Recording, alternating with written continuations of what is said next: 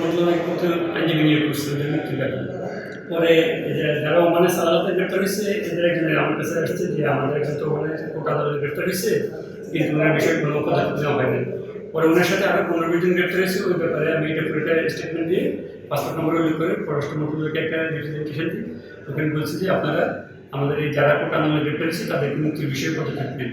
তারপর ওনার কোনো পদক্ষেপ নেবে ওটা চ্যালেঞ্জ করে আমি হাইকোর্টে রিট করি, যেটা আজকে মাননীয় বিচারপতি আশিস সুন্দর দাস এবং আমাদের কাজে ম্যাডাম রয়েছে।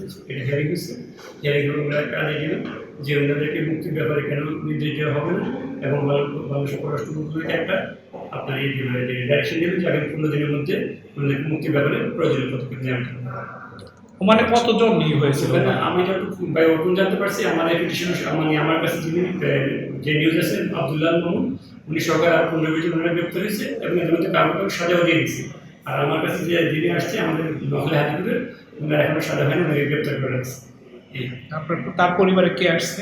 তার পরিবর্তে তার বাবা মা, তারপর তার বন্ধুরা সবাই আমাকে পাসপোর্টের ফটোকপি পাঠিয়েছে আমার কাছে। এখানে বিবাদী করছেন কাকে? পররাষ্ট্র মন্ত্রণালয়। আচ্ছা, ঠিক আছে।